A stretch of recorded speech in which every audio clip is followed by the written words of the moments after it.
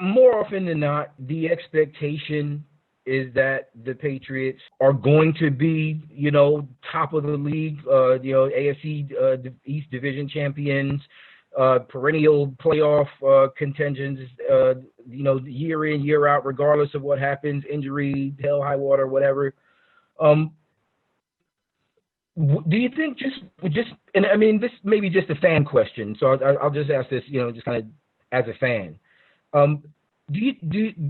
Is the Patriots nation kind of expecting a change of guard? Are they kind of expecting, or you think they're bracing themselves right now to not necessarily be that year in and year out? I've heard a lot of them talking about, tank for Trevor and all of that. And COVID does kind of give reasonings behind why some of the guys aren't going to play.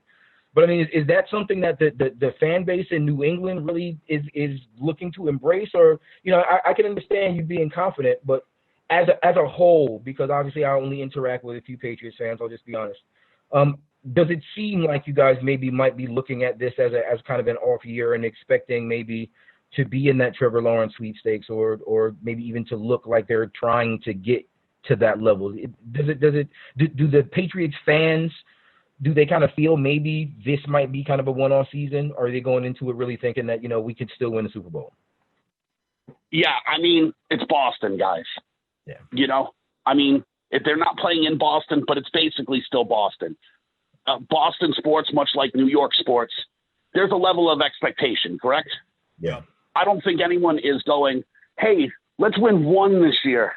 No one wants to do that. Everyone wants to, I don't know how realistic it is. I see the Patriots going 7-9 this year, right? I have them going 7-9 this year. So I don't know if that, helps or hurts, but I feel like in Boston, though, they're not going to care. Yeah. It's like New York, right?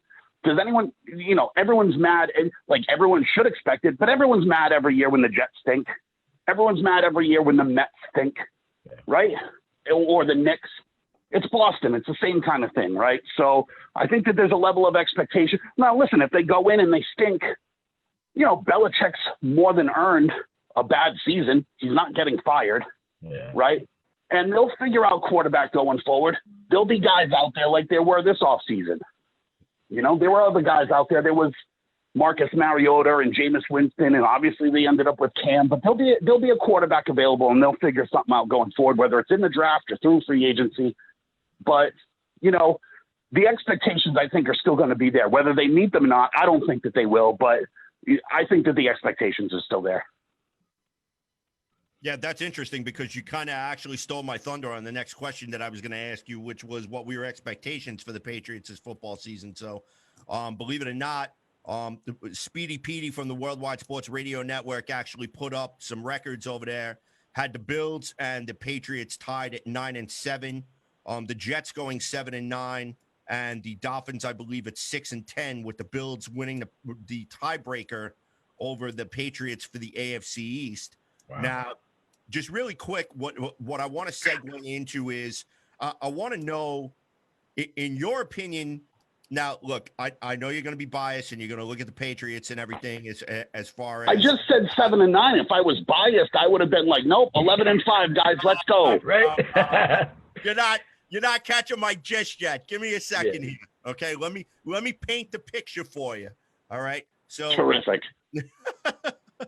So going up against the Jets this year, do you think that the Jets will be a little bit more of a tougher matchup for the Patriots than years past, or do you think it's just going to be the same old business as usual? Yeah, I struggle with that, right? I'm going to struggle with this question a lot because there's going to be positives and negatives here, okay? Your defense is probably worse, right? Your defense is better off having Jamal Adams at safety than without him. He's one of the best safeties in the league. I think we can all agree on that, right? Yeah. So that would probably make it easier for the Patriots offense. The difference on whether the Jets are going to compete is going to be, really measured probably in the growth of Sam Darnold more than anywhere else. Right. Because, I realize this is a Jets podcast called Weapons Hot, but referring to this Jets team, it should be weapons not. Like, who is out there? Right. You know Well, what? we our grievances against the New York Jets and their criminally neglecting of the offensive line, the wide receiver position, a lot of other places are well documented. But I think that this is the first year that, at least for me as a Jets fan, I know Kevin has voiced his opinion. I actually feel a little bit optimistic, cautiously, in regards to Joe Douglas as a GM, because I'll be honest with you, I feel like Mike McCagnon completely neglected the offensive line for 5 years, went ahead and drafted Sam Darnold, and basically told him, okay, now go out and win with the water boy, the bum under the bridge, and the 16-year-old kid from Publix who couldn't catch a cold, let alone a pass. Okay, so I really think that Jets general managership over the past few years have really done nothing to surround Sam Darnold with weapons. Now, Joe Douglas tried to change that this year, at least. He surrounded Sam Darnold with, in my opinion, on paper anyway, a much improved offensive line, which to me is a very big factor in Sam Darnold being able to take that step in year 3 that us as Jet fans are hoping that he's going to take. Now, as far as the wide receiver position, sure, we had a very deep wide receiver draft. Okay, the Jets only ended up coming out with Denzel Mims. Okay, now Denzel Mims is. Don't sleep on Denzel Mims. He's terrific. Oh no, we absolutely love Denzel Mims, but see, there's a couple of other guys that Kevin and I have our eye on. George Campbell, who unfortunately did not make the practice squad, he ended up getting cut. He was an undrafted free agent. Lawrence Cager, who actually made the practice squad. Okay, who, in my opinion, I think had he not gotten hurt, would be on the starting roster. He probably would have beaten out Jeff Smith. Okay, and I think that the only reason that Jeff Smith is on that roster is because Lawrence Cager got hurt.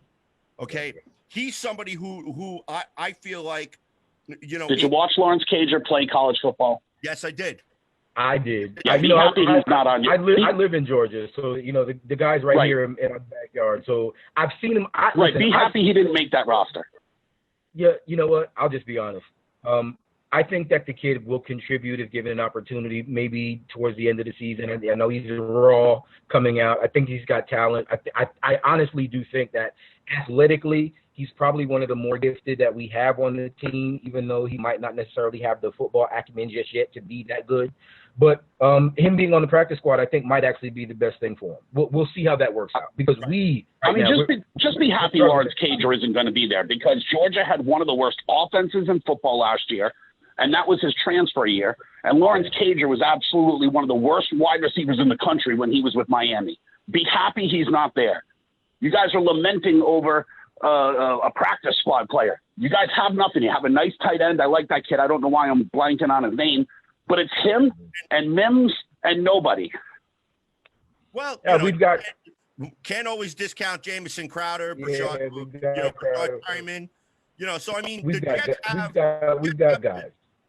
The Jets have receivers, and one of the biggest things that I'm taking a look at is that we don't have a true number one, but we have guys that can be serviceable. So I think personally that the Jets could very well be successful, just like we've seen the Patriots do in the past, without a bona fide receiver. Have guys who can come out, who can make plays, like Julian Edelman, Danny one hit from a wheelchair Amendola. How many times has he burned the Jets? Okay, on 3 different uniforms that he played for. Put some respect on the man's name. No. What? Look. Listen, Danny Amendola has rings. How name the Jet that has rings. Right. Listen, I'm not balking at the rings. Okay, what I'm saying is that Danny Amendola, before he got to the New England Patriots, was basically one hit from a wheelchair, because he was in the because he was in the concussion protocol for 2 straight years. I understand what you're saying, right? But here's the difference. You're trying to compare, what the Jets could do with their weapons, and I'm using air quotes right now when I say that, guys. No, that's fine. Similar to what the Patriots did. I mean, the difference is, when the Jets had like a Darrelle Revis, The Patriots had like a Randy Moss. They had a really good receiver. Right. It's not going to take, and even Darrell had a little help over the top when he was defending him.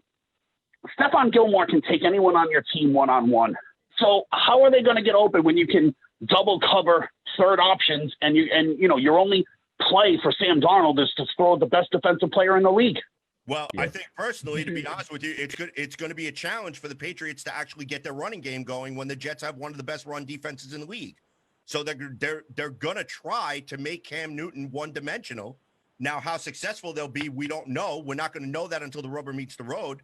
But I think there's a good chance that we could see some good, entertaining football finally between the Jets and the Patriots. And I think I do give the Jets a snowball's chance in hell against the Patriots. This is probably going to be the best chance that the Jets may have in the last 10 years to beat this team. Well, listen, here's the thing. The Patriots are gettable this year. I do agree with you. The Patriots are gettable, right? But, but you're comparing this good Jets defense, and they're pretty good, right? I'm not taking anything away from them. But they've never even seen a quarterback run from a Patriots quarterback. They've never seen an RPO. There's going to be so many more things now that the Jets would have to prepare for. And quite frankly, I don't believe Adam Gase is close to smart enough to figuring that out. I'm not necessarily caring about what Adam Gase is going to do with sitting Greg Williams. And I'll just say this. Yeah, suit for what it is that we field this season. Greg Williams, even with the loss of Jamal Adams, even last season, if you really think about it, with C.J. Mosley out, we still had a top 10 rank. As of now, the question we're going to play, but I'll be honest, if I have any questions, it is not about the defense. Even if they do take a step back, the best unit on this team. And I do think that we have enough talent. We have now where we can be our defensive line, which again is going to be one of the strongest units that we have. It's going to create some pressure. It's going to cause some haste back there when it comes to quarterbacks. Going to be the case this season. I do think it's going to be a lot different.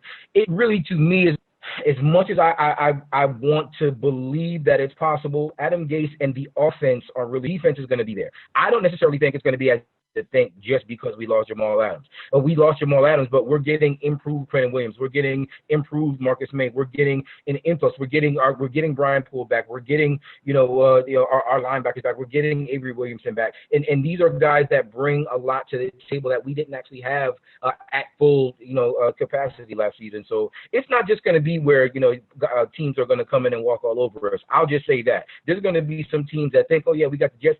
They're going to leave with their behinds kicked. And I say that with the understanding that, yes, we haven't been a great team, but we've had years, we've had solid production. In certain aspects, we're in a position now where we just need to put certain things together, and we'll be better than where it is that we were. So, I mean, I'm not going to say we got better because of the subtraction. I think we got better because we've added some guys, and we're going to change a little bit about what it is that we have now currently. So just the way the New England is going to look different, we kind of don't know what to expect from them.